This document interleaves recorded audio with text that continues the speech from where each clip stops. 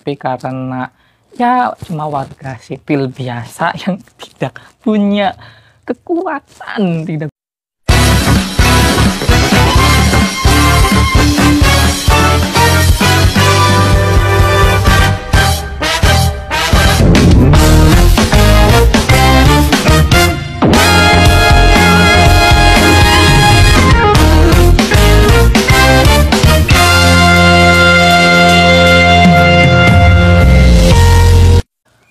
Assalamualaikum warahmatullahi wabarakatuh. Halo, apa kabar? Di video sebelumnya aku udah ngejelasin atau sedikit perkenalan tentang diriku. Di video kali ini aku mau nyeritain tentang pengalamanku yang bekerja sebagai seorang freelance. Awal mula menjadi seorang freelance itu di tahun 2019, tepatnya setelah lulus kuliah. Waktu itu bingung mau kerja kemana. Tadi niatan awalnya itu mau kerja di kota gitu, kayak lulusan-lulusan yang lainnya setelah lulus sekolah atau kuliah pergi merantau keluar kota. Namun karena keterbatasan biaya, karena untuk kuliah pun cukup hanya pas-pasan ya bisa gue bayar rantok. Nah, itu mengurungkan niat tersebut dan untuk fokus di dalam kecamatan ini sendiri atau di desa ini sendiri. Jadi itu memutuskan kayak ya udahlah kerja dulu di desa. Nah, awalnya itu awal aku bekerja sebagai seorang freelance itu di kantor desaku sendiri, yaitu sebagai panitia pembuatan sertifikat tanah. Nah, namanya waktu itu PTSL atau pendaftaran tanah sistematis lengkap. Kalau bahasa gampangnya ya pembuatan sertifikat massal. Pada 2019, yaitu mulai dari bulan November aku mulai bekerja, lanjut sampai tahun 2020. Akhirnya tahun 2020 ada pandemi virus corona. Waktu itu sebenarnya niatan awal itu tadinya kerjanya sementara di desa ya, jadi jadi petugas pembuat sertifikat massal itu sebenarnya adalah opsi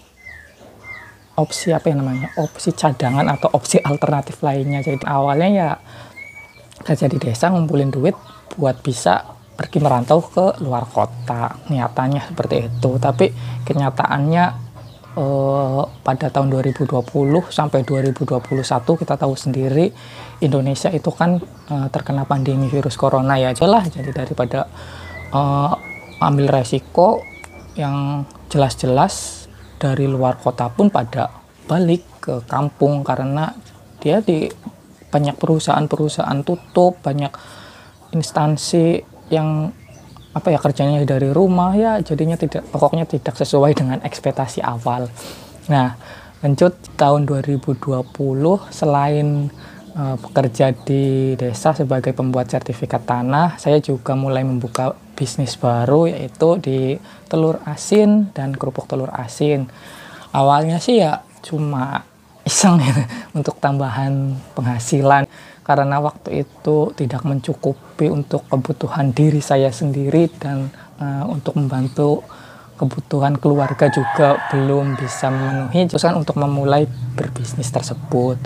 Nah, tapi karena kesini-sini lah kok berbisnis juga enak ya, keinginan untuk keluar kotanya jadi sedikit berkurang gitu, walaupun tetap ada kayak pengenan jadi PNS atau bekerja di kantor-kantoran yang memiliki gaji tetap ya masih ada, tapi sedikit berkurang karena walaupun bisnis itu bisa dikatakan gampang-gampang sulit, tapi kalau udah terjun dan terbiasa mah ya dijalani aja lah, gampang gitu. Nah, setelah itu memulai bisnis di tahun 2021 sempat kehabisan atau nggak ada pasokan telur bebeknya. Jadi di tahun 2021 kayak bener-bener pekerjaanku itu ya full freelance kayak ada panggilan dari teman, ini mas kerja di sini, tapi cuma beberapa bulan tok, nanti setelah itu nyari kerja lagi. ya seperti itulah resiko jadi seorang freelance. Tapi kan setidaknya kalau di desa itu kalau kita bisa berangkat pagi, pulang petang atau sore, setidaknya itu bisa dikatakan bekerja walaupun ya kerjanya cuma kerja kontrak atau freelance.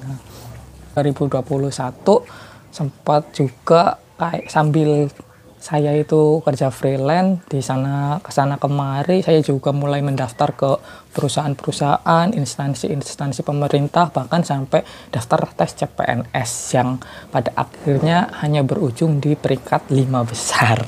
Tahun 2021 full itu mencari kerja. Dari hasil kerja sebagai freelance saya putarkan untuk modal bisnis, untuk daftar-daftar kerja, untuk beli stop map, beli kertas folio, beli materai, pokoknya banyak banget. Itu masukin lamaran kerja itu kayaknya kalau dihitung stop mapnya, satu pak stop map itu ada kali entah berapa ratusan ribu, berapa lembar folio itu sudah tidak kehitung lagi. Terus cari kerja pada akhirnya di tahun 2022 dari sekian banyaknya ngelempar lamaran ke sana kemari, pada tahun 2022 sempat dipanggil di salah satu instansi bank, ya termasuk bank pemerintahan juga ya. Jadi bank tersebut ada tambahan aduh sangat sensitif sekali ya, pokoknya sebuah bank yang itu seperti itu. Nah itu sempat ya sama juga, itu panggilannya juga freelance kontrak selama 1 tahun dengan gaji 1 juta Mas itu, iya bener katanya waktu pas wawancara itu, Mas di sini gajinya hanya 1 juta dan kontraknya juga cuma 1 tahun. Nah di bank tersebut itu aku dari awal seleksi administrasi lolos, seleksi tes tertulis lolos, sampai pada akhirnya menyisakan 3 orang yang dites wawancara. Nah dijelasin kayak kerjanya ini seperti ini, gajinya segini.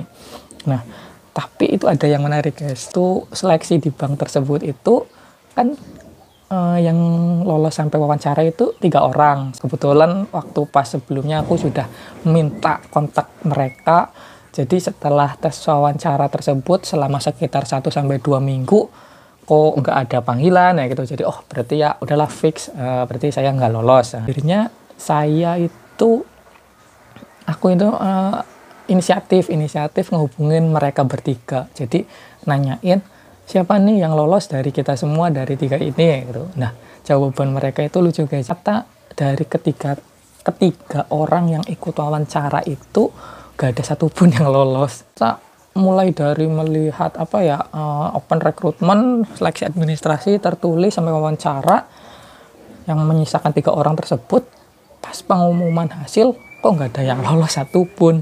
Nah usut punya usut, ternyata yang lolos adalah orang titipan dari pekerja tetap yang ada di situ. Dari situ kayak mulai pesimis untuk cari kerja di tempat sendiri. Kayaknya kalau di Majenang terus, kalau kita nggak punya orang dalam atau nyogok ya kayaknya agak sulit ya itu.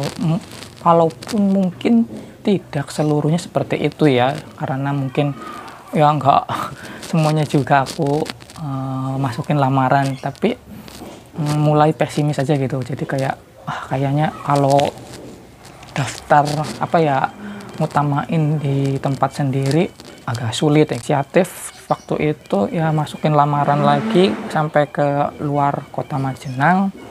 Akhirnya pada bulan Maret 2022 itu dapat panggilan kontrak lagi di Dinas Perdagangan Koperasi Usaha Kecil Menengah DPK UKM Kabupaten Cilacap.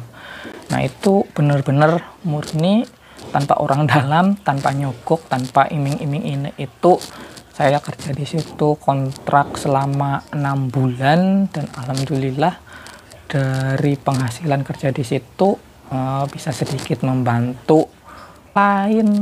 Selain di DPK UKM Kabupaten Cilacap, di tahun yang sama aku juga keterima di pendamping PPH atau bahasa gampangnya itu yang ngebantuin pelaku usaha untuk membuat sertifikat halal gratis. Nah, jadi namanya itu pendamping PPH dari LPH UIN Sunan Kalijaga Yogyakarta. Nah, waktu itu alhamdulillah mendapat sekitar 30 pelaku usaha, dan di tahun 2023 itu udah semua, udah apa ya, maksudnya udah selesai semua, sertifikatnya udah terbit semua, udah aku bagiin juga ke mereka.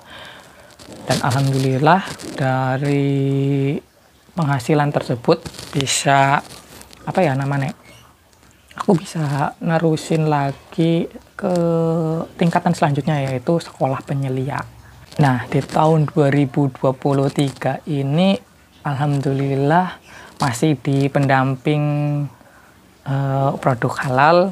Kemarin sempat daftar di Panwascam atau panitia pengawas pemilu kecamatan, tapi karena ya cuma warga sipil biasa yang tidak punya kekuatan, lagi-lagi kekuatan, jadi cuma warga sipil biasa yang nekat daftar Panwascam, yang pada akhirnya ya bisa kalian tebak sendiri hasilnya apa.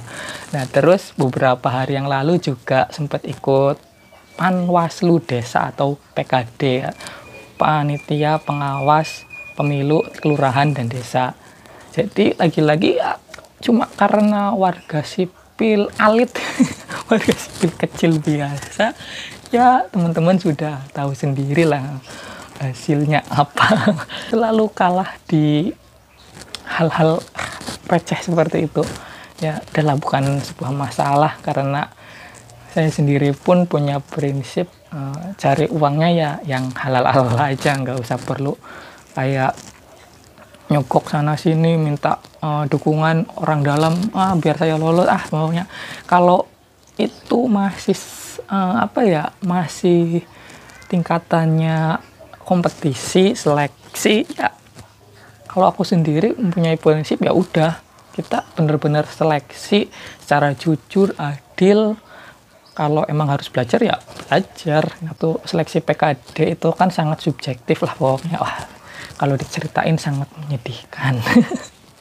Udahlah, karena aku sendiri nggak punya kekuatan dari manapun oleh siapapun, jadi ya terpaksa. Ya nggak tahu itu digagalin atau digugurkan, wallahu alam.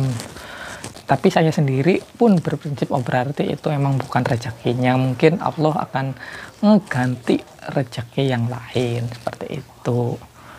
Nah, mungkin udahlah cukup segitu dulu cerita tentang freelance-nya. Mungkin nanti akan dilanjut cerita-cerita lainnya, karena jujur ini bikin video pun ya opsi kedua lagi, karena kebutuhan dan mencari kerja itu sangat tidak mudah. Jadi mencoba ikhtiar untuk membuat konten. Nah, jadi untuk teman-teman jangan lupa untuk subscribe, komen, like, dan minimal ya tonton. aduh sangat. Jadi teman-teman bisa bantu subscribe, like, komen, ataupun tonton lah. Terima kasih sudah menonton, entah dari awal sampai akhir atau mungkin cuma setengah tok, tidak masalah. Ini sekedar menyalurkan hobi dengan dongeng atau bercerita seperti itu. Mungkin gak jelas ya, tapi karena ini masih awal dan masih jujur gugup ngomong tanpa skrip, ngomong pengalaman. Aduh, gugup banget. Mungkin ada saran atau masukan, silahkan lah komen-komen di bawah ini kalian. Oke. Sekian dari saya. Assalamualaikum warahmatullahi wabarakatuh. Sampai ketemu lagi di video selanjutnya. Bye-bye.